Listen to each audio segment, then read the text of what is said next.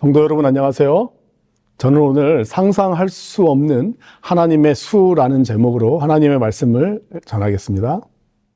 본문 말씀 사도행전 16장 25절 26절 말씀입니다. 한밤중에 바울과 실라가 기도하고 하나님을 찬송하매 죄수들이 듣더라. 이에 갑자기 큰 지진이 나서 옥터가 움직이고 문이 곧 다 열리며 모든 사람의 매인 것이 다 벗어진지라. 지금 읽은 본문 내용은 사도 바울과 일행들을 통하여 유럽의 첫 교회 빌립보 교회가 시작되는 역사적인 장면입니다. 수리아 안디옥에서 바울과 실라는 2차 전도 여행을 시작했습니다. 그들은 사도 바울이 1차 여행 때 복음을 전했던 지역들을 육로로 다시 방문하여 성도들을 격려하였습니다. 길을 따라 길리기아의 다소를 지나 더베와 루스드라에 이르렀을 때 바울은 젊은 제자 디모데를 그곳에서 만나 영적인 아들처럼 여겨 함께 전도 여행에 동참하게 하였습니다. 그 후 사도행전 16장 4절에 기록된 것처럼 이고니온, 비시디아 안디옥, 갈라디아 지역의 여러 성을 방문하여 여러 교회가 믿음이 더 굳어지고 수가 날마다 더하는 부흥을 경험하게 됩니다. 바울의 마음에는 이번 2차 전도 여행은 1차 때 가지 못했던 아시아의 서쪽 큰 도시 에베소와 같은 곳에 가서 복음을 전하고 싶은 열망이 있었던 것 같습니다. 그러나 성령께서는 그 길을 허락하지 않으셨다고 사도행전 16장 6절에서 8절에는 기록하고 있습니다. 성령께서 막으셨습니다.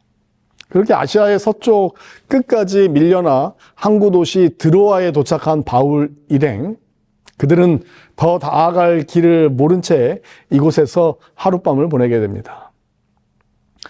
성공적이었던 1차 전도 여행과 달리 앞이 보이지 않는 그 막막함 속에 그 어느 때보다 하나님께 기도하면서 하나님의 뜻을 절실히 구했을 바울의 모습이 제 마음속에 떠오릅니다. 그날 밤 그 기도의 응답으로 드로아에서 바울은 밤에 마게도니아 사람 하나가 서서 마게도니아로 건너와서 우리를 도우라고 하는 간절한 요청의 환상을 보게 됩니다. 그것은 하나님께서 유럽 땅에 복음을 전하도록 부르시는 명확한 인도였습니다. 바울과 동역자들은 지체하지 않고 순종했습니다. 트르키의 드로아에서 배를 타고 사모드라게를 거쳐 네아폴리에 이르렀습니다. 네아폴리는 그리스의 항구 도시, 지금은 카발라인데요. 아시아 대륙과 유럽 대륙을 잇는 마게도니아의 첫 관문이기도 하고 바울 일행이 유럽 대륙에 닿은 첫 번째 땅이었습니다. 드로아에서 무작정 배에 오른 그 바울 일행은 부푼 기대와 두려움을 안고 낯선 땅 유럽 대륙의 첫 걸음을 내딛었고 이때로부터 유럽의 복음화가 시작된 것이죠. 그리고 그 유럽의 교회가 지난 2000년 동안 세계의 복음화의 가장 주축을 이루는 역할을 하게 되었습니다. 빌립보는 마게도니아 지방의 첫 성이며 로마의 식민지였는데요. 아무런 선교 전략이나 계획 없이 오직 환상만을 의지해 도착한 이 낯선 땅, 이곳에서 바울과 일행은 하나님의 계획과 성령님의 이끄심을 확신하게 되는 두 번의 만남을 갖게 됩니다. 그 첫 번째 만남은 안식일에 바울 일행이 기도할 곳을 찾다가 한 강가에서 이루어지는데요. 강가에 모여있던 여인들을 안식일에 만나 복음을 전하는 것이었습니다. 튀르키예 두아디라 출신의 자주 옷감 장사였던 루디아가 그날 바울과 일행에게 복음을 전해 들었습니다. 성경은 사도행전 16장 14절에서 주께서 그 마음을 열어 바울의 말을 따르게 하셨다라고 증언합니다. 루디아는 기쁨으로 복음을 받아들였고 자기 가족과 함께 침례를 받았습니다. 그리고 간절히 청하여 사도들을 자기 집에 머물게 할 정도로 대접하기를 좋아하는 그런 귀한 그런 사람이었습니다.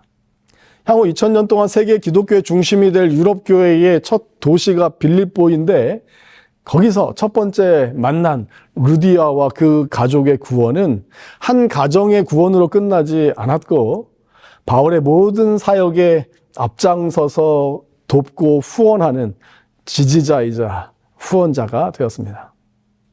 복음이 전해질 때마다 방해도 있었습니다. 사도들이 복음을 전하러 빌립보 성을 향하여 나갔을 때 한 여인이 따라오며 계속해서 외쳤습니다. 이 사람들은 지극히 높은 하나님의 종으로서 구원의 길을 너희에게 전하는 자라. 굉장히 좋은 말이죠. 겉으로 보기에는 굉장히 칭찬 같고 좋은 말이지만 사실 그녀는 귀신 들린 점쟁이였고 사단의 특별한 대리자였습니다. 그가 하는 말은 복음을 혼잡하게 하고 사람들을 혼란케 했다라고 화이트 선지자는 기록하고 있는데요. 바울은 며칠 동안 이를 참다가 성령의 감동으로 귀신에게 명했습니다. 예수 그리스도의 이름으로 내게 명하노니 그 여자에게서 나오라. 즉시 귀신은 떠나갔습니다. 이제 조용해진 이 여인은 돈을 버는데 도움이 되지 않자 분노한 주인들은 바울과 실라를 끌고 관원들 앞에 가서 고소했습니다. 이 사람들이 유대인인데 성을 요란케 하며 로마 사람인 우리가 받지도 못할 풍속을 전한다라고 행정자들에게 고소한 것입니다. 군중들도 동요했고 바울과 실라는 옷이 벗겨진 채 심한 매질을 당한 뒤에 깊은 감옥에 갇혀 발에는 착고가 채워졌습니다. 사실 이 감옥은 법정에서 판결을 받은 사람들이 짧은 기간 동안 머무르는 그런 감옥이라고 성경학자들은 말하는데요. 옛날 물 저장고나 저장 탱크였다고 말하기도 합니다. 그 중간을 나누어서 아래층은 감옥으로 사용했고 그 위층은 간수들이 감시하는 그런 구조였다라고 말합니다. 사도 바울과 실라가 감옥에 갇힌 그날 밤 놀라운 역사가 일어나는데요. 사도행전 16장 26절에서 33절 그리고 40절을 좀 제가 읽겠습니다. 이에 갑자기 큰 지진이 나서 옥터가 움직이고 문이 곧 다 열리며 모든 사람의 매인 것이 다 벗어진지라. 간수가 자다가 깨어 옥문들이 열린 것을 보고 죄수들이 도망한 줄 생각하고 칼을 빼어 자결하려 하거늘 바울이 크게 소리질러 이르되 내 몸을 상하지 말라. 우리가 다 여기 있노라 하니 간수가 등불을 달라고 하며 뛰어들어가 무서워 떨며 바울과 실라 앞에 엎드리고 그들을 데리고 나가 이르되 선생들이여 내가 어떻게 하여야 구원을 받으리까 하거늘 이르되 주 예수를 믿으라. 그리하면 너와 내 집이 구원을 받으리라 하고 주의 말씀을 그 사람과 그 집에 있는 모든 사람에게 전하더라. 그 밤 그 시각에 간수가 그들을 데려다가 그 맞은 자리를 씻어주고 자기와 그 온 가족이 다 침례를 받은 후 40절 두 사람이 옥에서 나와 루디아의 집에 들어가서 형제들을 만나보고 위로하고 가니라. 한밤중에 일어난 감옥의 지진으로 간수와 그 가족이 구원을 받고 루디아와 함께 빌립보 지역에서 두 번째 열매이자 빌립보 교회 개척이 이루어지는 일이 있도록 하신 것입니다. 빌립보 감옥에 갇히고 매를 맞은 바울과 실라는 사실 로마 시민권자였습니다. 로마 시민에게는 특별한 권리가 있었는데 정식 재판 없이 형벌을 받을 수 없었고 또 고문이나 잔인한 체벌도 금지되어 있었습니다. 그러나 빌립보 행정자들은 그것을 알지 못한 채 바울과 실라를 매질하고 감옥에 가둔 것입니다. 이상한 점은 바울과 실라가 처음부터 로마의 시민권자임을 내세워서 자신을 지키려 하지 않았다는 점인데요. 아마도 복음을 위해 스스로 낮은 자리에 내려가려고 했던 것 같습니다. 나중에 그들이 로마 시민이라는 사실을 알게 되었을 때 행정자들은 깜짝 놀랐을 뿐만 아니라 자신들이 법을 어겼다는 그 후환에 대한 두려움 때문에 바울과 실라로 하여금 빨리 그 성을 떠나도록 이렇게 하였습니다. 오늘 유럽의 첫 교회 빌립보 교회가 탄생하는 그 놀라운 과정을 보면서 참으로 하나님의 계획은 놀랍다. 사람은 상상할 수도 없구나 라고 하는 것을 많이 느끼게 됩니다. 여러분 혹시 바둑의 수가 몇 개인지 아시나요? 바둑은 인간이 둘 수 있는 가장 복잡한 게임이라고 불리는데요. 바둑은 19줄과 19줄이 교차하는 361개의 자리가 있다고 합니다. 한 번에 들 수 있는 수만 해도 최대 361개나 되기 때문에 어떤 학자는 바둑의 전체 경우의 수를 10의 172승이라고 말하기도 합니다. 0이 무려 172개나 붙는 엄청난 숫자이죠. 거의 무한대나 마찬가지입니다. 그래서 지금까지 둔 바둑 게임 중 단 하나도 똑같은 것이 없고 앞으로 뭐 완전히 같은 그런 게임은 없을 것이라고 말하는 사람도 있습니다. 근데 여러분, 우리가 기억해야 할 것이 있습니다. 하나님이 저와 여러분을 향해 두실 수 있는 수는 그보다도 훨씬 크고 놀랍다라고 하는 사실입니다. 시편 139편 16절 17절에 내 형질이 이루어지기 전에 주의 눈이 보셨으며 나를 위하여 정한 날이 하루도 되기 전에 주의 책에 다 기록이 되었나이다.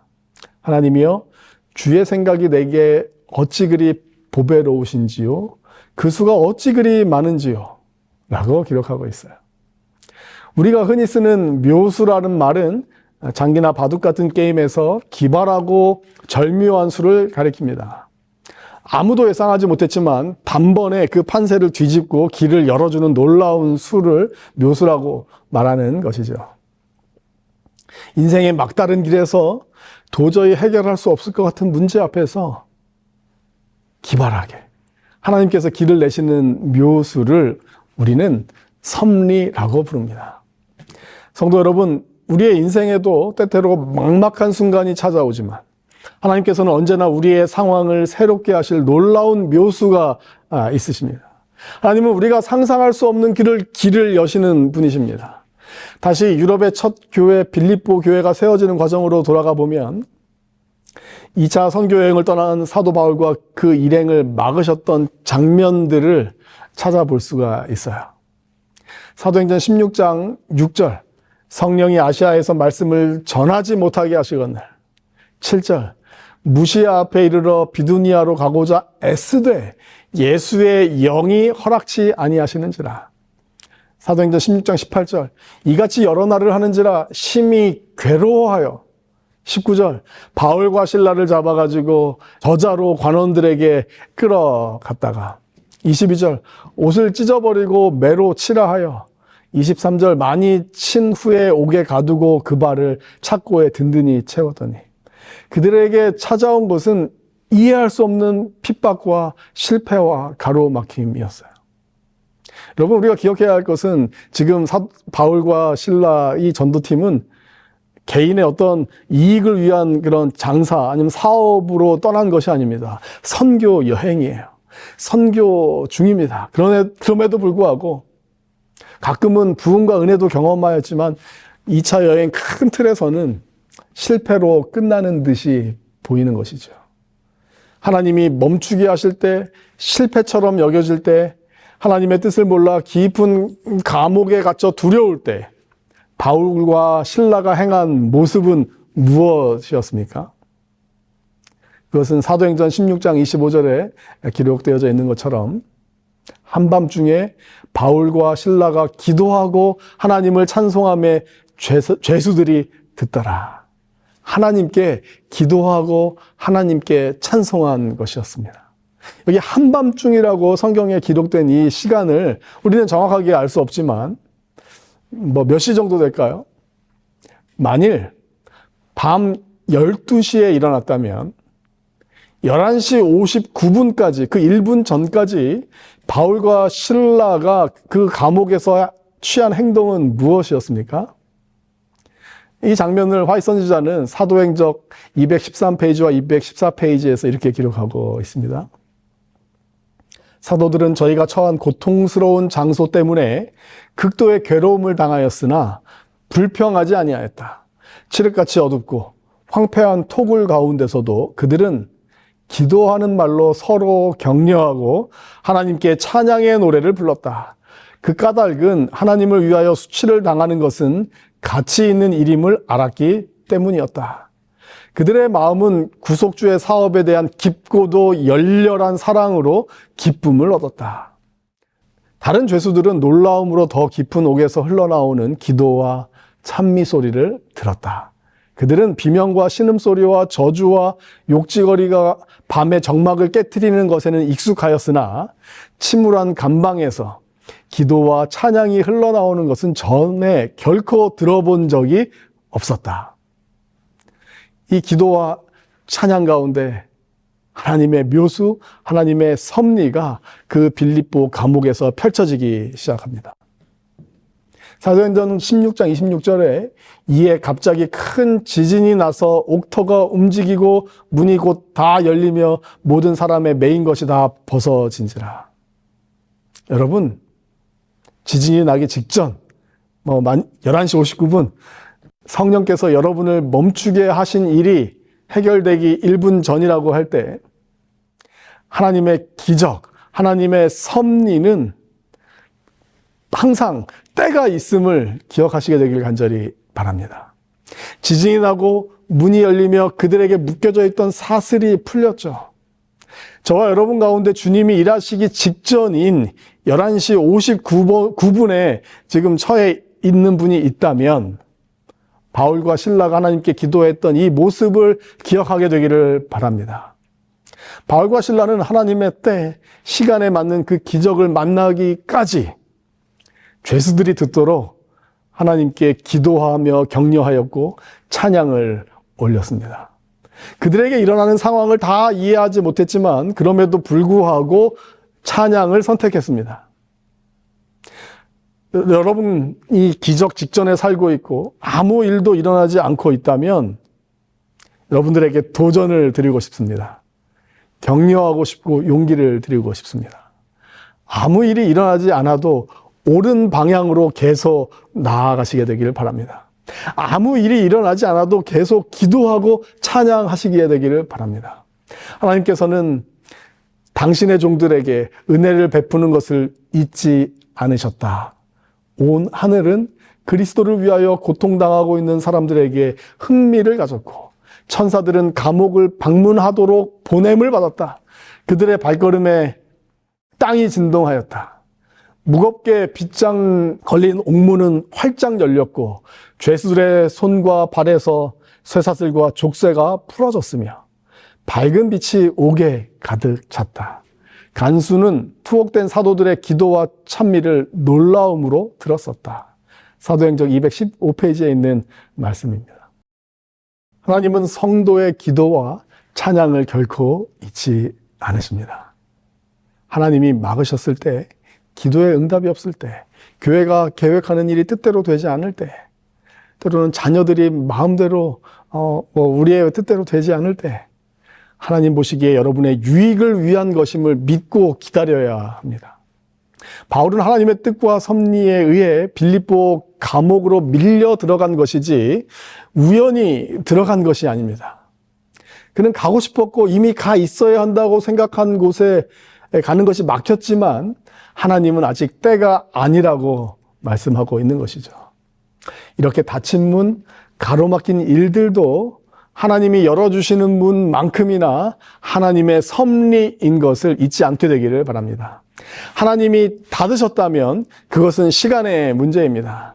하나님의 시간을 믿고 기다리는 성도의 인내가 우리의 기도와 찬송으로 계속해서 하나님께 드려지기를 이 시간 결심하게 되길 바랍니다.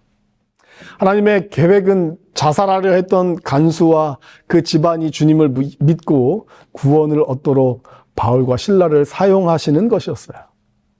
앞으로 2000년 동안 유럽의 또 세계의 복음화에 앞장서게 될 이 첫 교회의 성도들, 첫 지도자들, 빌립보 교회가 루디아와 가족들 그리고 간수의 가족들로 채워지게 하는 그 장면을 우리는 하나님의 섭리 가운데서 바라보게 되는 것이죠. 바울이 모든 것이 막혀 막막함에 드로아에서 기도할 때 이런 일들이 일어날 것이라고 상상하거나 기대했을까요? 바울은 하나님의 뜻에 의해 밀려 들어간 것이지 우연이 아니었던 것입니다. 어느 청년이 대학 담당 목사님께 와서 이렇게 호소했습니다. 목사님, 하나님이 저를 멈추게 하신 것 같아요. 모든 길을 막으시는 것 같아요. 모든 청년들이 다 그런 것은 아니지만 많은 청년들이 대학을 졸업하고 취업을 준비하는 과정에서 아주 비슷한 마음을 갖게 되고 경험합니다. 보통 200개에서 300개의 기업에 자기소개서 원서를 넣어 지원하지만 실제로 면접 기회를 얻는 것은 몇 회사 되지 않습니다. 기다림이 길어질수록 마음은 점점 외롭지고 또 버림받은 것 같고 또 내 삶에는 아무 일도 일어나지 않을 것처럼 두려운 마음이 엄습합니다. 때로는 또 하나님을 원망하기도 하고 하나님은 나를 잊으셨나? 라고 하는 그 사단의 속삭임에 압도당하기도 합니다. 사랑하는 성도 여러분, 멈춰 선 것처럼 느껴질 때 바로 그 순간이 하나님께서 우리를 다루고 계신 시간임을 기억하시게 되길 바랍니다. 그때 필요한 것은 포기가 아니라 기도와 찬양하는 것입니다.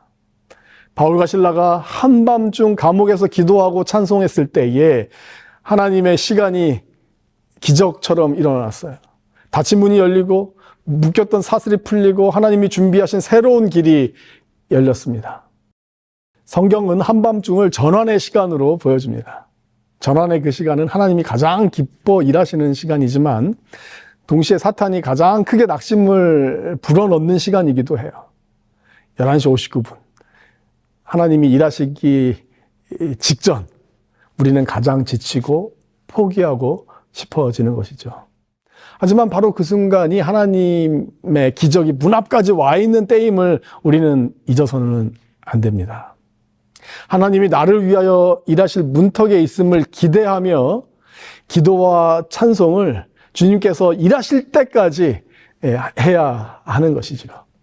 어두운 감옥에서 원망이나 불평이 아닌 기도와 찬송으로 시간을 보낸 하나님의 백성을 통해 지진이란 기상천외한 방법으로 역사하셔서 하나님의 일을 이루신 하나님의 섭리를 오늘 살펴보았습니다. 그것은 바울과 실라를 풀어주기 위한 것이 아니라 오히려 절망 속에서 자결하려 했던 간수를 살리고 그의 온 가족에게 구원의 길을 여는 놀라운 하나님의 방법이었습니다. 이것이 바로 하나님의 섭리이고 방법입니다. 우리가 상상할 수 없는 방식으로 우리가 미처 기대하지 못한 순간에 하나님은 역사하십니다. 사랑하는 성도 여러분, 오늘 우리의 삶에도 크고 작은 감옥 같은 상황들이 있을 줄 압니다. 미래가 불안하고 인간적인 관계가 꼬이기도 하고 교회와 가정에 마음이 무너져 내리는 그 순간들이 찾아오고 그러나 그 속에서도 하나님은 반드시 여러분을 기억하시고 곧 기적의 문을 열어주실 것입니다. 하나님께 기도하고 찬송하는 저와 여러분 되기를 바라며 말씀을 마치도록 하겠습니다.